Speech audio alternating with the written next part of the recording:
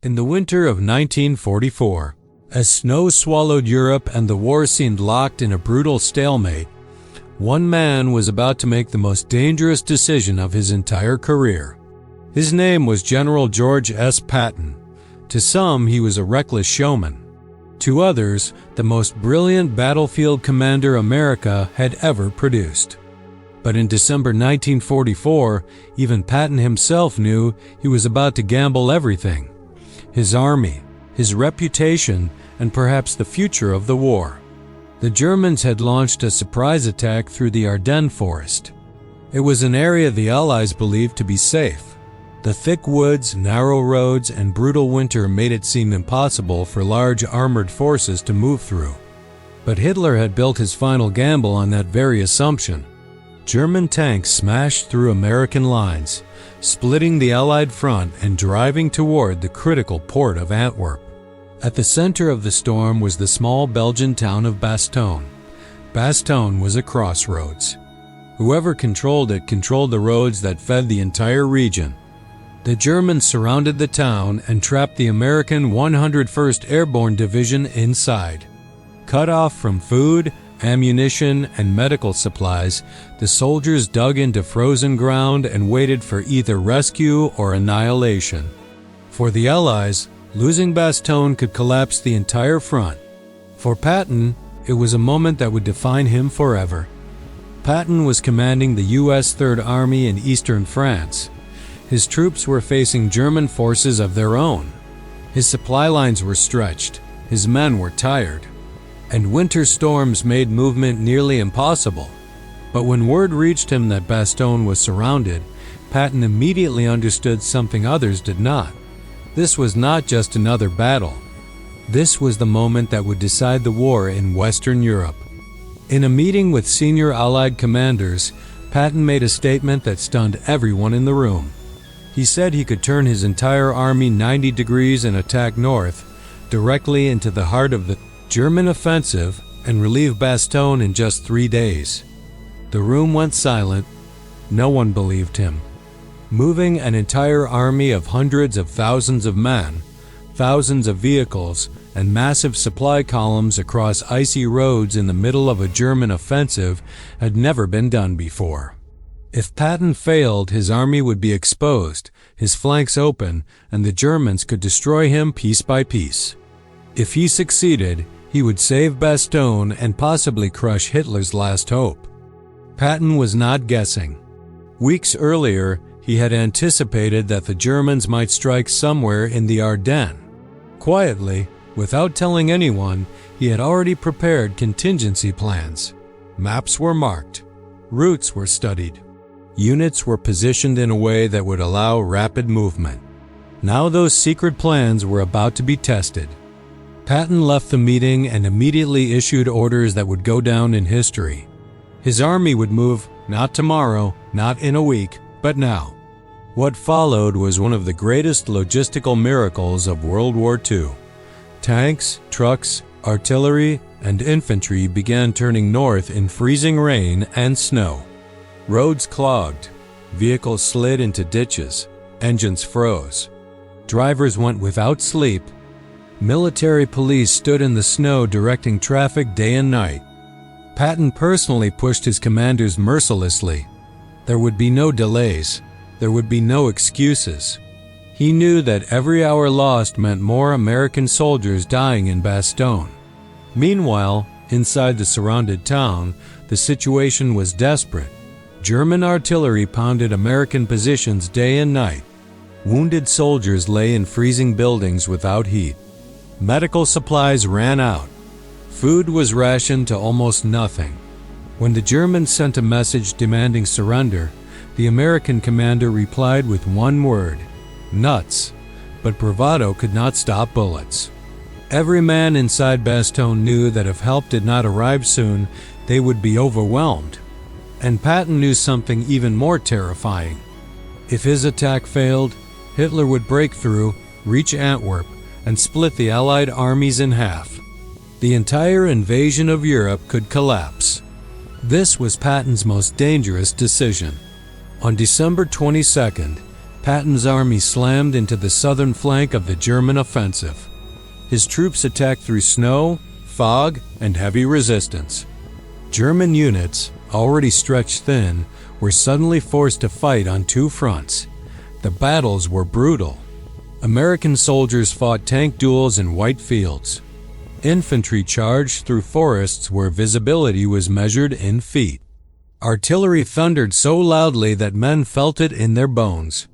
Patton drove his commanders relentlessly. "We're going to Bastogne," he told them, "and we're going to do it now." By December 26th, Patton's lead units broke through to the 101st Airborne. The siege was lifted. Inside Bastogne, exhausted American soldiers saw tanks bearing the White Star roll into town. Many of them wept. Patton had done what no one else believed possible. But the true impact of his decision was even greater. By forcing the Germans to divert their strength to face his attack, Patton robbed Hitler of the momentum he needed. The German offensive stalled. Their fuel ran out. Their units became trapped and destroyed. The Battle of the Bulge, Hitler's last great gamble, had failed. Historians would later say that Patton's rapid turn and attack was one of the greatest operational maneuvers in military history. But at the moment he made that decision, Patton had no guarantee of success. He could have played it safe. He could have held his position. He could have waited for orders. Instead, he bet everything.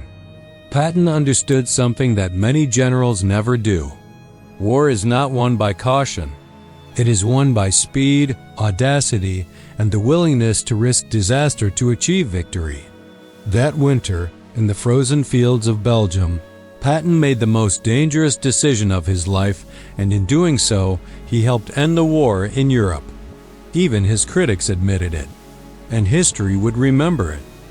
By the time Patton's armored spearheads reached Bastogne, the German offensive had already begun to crack. But the war was far from over. In many ways, Patton's decision to turn his army north had only opened a new and even more dangerous chapter. The roads leading into Bastogne were filled with wrecked vehicles, frozen bodies, and the burned-out remains of German tanks. Snow covered everything, making it impossible to tell where one battle ended and another had begun. American soldiers who fought their way into the town saw men who had not slept in days, faces blackened by smoke, boots soaked through with melting snow, and eyes hollow from exhaustion. Yet morale exploded the moment Patton's tanks appeared. To the men of the 101st Airborne, it felt like resurrection. But Patton did not allow celebration. He knew that relief was not victory. The German army was still powerful, and Hitler was still determined to break through. The forces that had surrounded Bastogne now turned their attention to Patton's advancing Third Army. His troops were suddenly exposed on narrow roads with enemy units on both sides. The gamble had worked so far, but it could still collapse. Patton now faced a brutal reality. He had moved faster than his supply lines. Fuel, ammunition, and food were far behind. German counterattacks threatened to cut his columns apart. The weather remained bitterly cold. Vehicles froze, guns jammed. Men suffered frostbite faster than bullet wounds. This was the cost of speed. Yet Patton believed speed was still the only path to victory. While other Allied commanders paused to regroup, Patton pressed forward. He expanded the attack outward from Bastogne, trying to crush the German Bulge before it could stabilize. His orders were simple: do not let the enemy breathe. German commanders were stunned. They had expected cautious, slow American advances. Instead, they faced relentless pressure from every direction. Patton's tanks appeared where German intelligence said none could be. His infantry attacked through forests the Germans thought were impassable. Patton was not fighting a normal battle. He was fighting a race. Every mile gained meant Hitler's last offensive was bleeding to death. Behind the scenes, Patton's leadership style shocked even his own generals. He demanded constant reports. He visited the front in person. He fired commanders who hesitated. He praised those who took risks. Some called him brutal, others called him brilliant, but none could deny the results. The German offensive was now collapsing under its own weight. Hitler had committed his last reserves. Fuel shortages crippled German tanks. Allied air power returned as the skies cleared, destroying German columns on the roads. What began as a daring German surprise attack became a slow, bloody retreat. And at the center of that collapse stood Patton. By January 1945, the Bulge in the Allied lines was gone. The German army had lost tens of thousands of irreplaceable troops. Their armored units were shattered. Their best remaining formations were exhausted. The Western Front was no longer in doubt. But Patton's dangerous decision had one more consequence. It transformed how history would remember him. Before Bastogne, Patton was controversial. Some Allied leaders thought he was reckless. Others saw him as difficult to control. After Bastogne, even his critics admitted that he had done what no one else dared. He had saved an entire army. He had shattered Hitler's last gamble. And he had done it by trusting his instincts when everyone else hesitated. Yet Patton himself never believed the story was about him. He believed it was about momentum. "Wars are not won by retreat," he once said. "They are won by relentless attack." That philosophy guided his most dangerous decision. And it worked. As the Allies pushed east into Germany in the final months of the war, the shadow of Bastogne followed Patton everywhere. German commanders feared him. Allied soldiers trusted him. Civilians whispered his name. Patton had become more than a general. He had become a symbol of unstoppable force. But history also remembers the cost. Thousands of men died in the frozen forests of the Ardennes. Towns were destroyed. Families were erased. Victory came at a terrible price. Patton understood this, even if he rarely spoke of it. He knew that every bold decision demanded blood. Yet if he had not turned his army north, if he had waited, if he had chosen safety over speed, the war might have dragged on for months longer. More cities would have burned. More lives would have been lost. That is why historians still call it Patton's most dangerous decision, not because it was reckless, but because it was necessary. And in war, necessity often wears the face of risk. As January 1945 unfolded, the frozen battlefields of Belgium and Luxembourg slowly began to thaw, revealing the full cost of the German failure. Burned-out tanks lay scattered across white fields like broken monuments.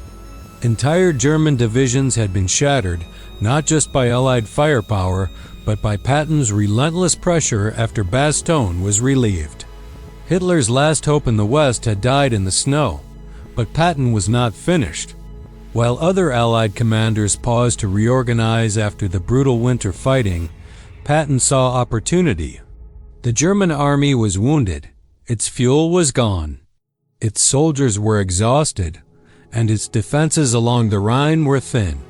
Once again, Patton wanted to move faster than anyone believed possible. His Third Army surged eastward, breaking through German defensive lines that had been carefully prepared for years. Town after town fell. Bridges were seized before the enemy could destroy them. German troops surrendered in waves. Patton's enemies could not understand how he kept advancing when every rule of warfare said he should stop. The truth was simple. He refused to give the Germans time to recover. The same instinct that had driven him to turn north toward Bastogne now drove him into the heart of Germany itself. Behind the scenes, however, the political tension around Patton was growing. His boldness had embarrassed some Allied leaders. His speed made coordination difficult. His blunt personality created enemies at the highest levels of command. Yet no one could deny his results. By March 1945, Patton's Third Army had crossed the Rhine River, the last great natural barrier protecting the German heartland. Once again, Patton's forces did what was supposed to be impossible. They seized key crossings before the Germans could blow them up. This opened the gates to southern Germany. From that moment on, the war was only a matter of time. German resistance crumbled. Entire units surrendered without firing a shot. Cities fell intact because Patton's speed caught defenders before they could prepare. But Patton himself was already looking backward. In his mind, everything that followed had been set in motion by one decision, the moment he turned his army north in December 1944. That gamble had not just saved Bastogne. Even Hitler understood it. In his bunker in Berlin, Hitler raged against the failure of the Ardennes offensive. He blamed his generals. He blamed the weather. He blamed fate. But in truth, the offensive had been killed by Patton's audacity. A single decision, a single pivot, a single refusal to accept caution when speed was required. After Germany surrendered in May 1945, the world celebrated peace.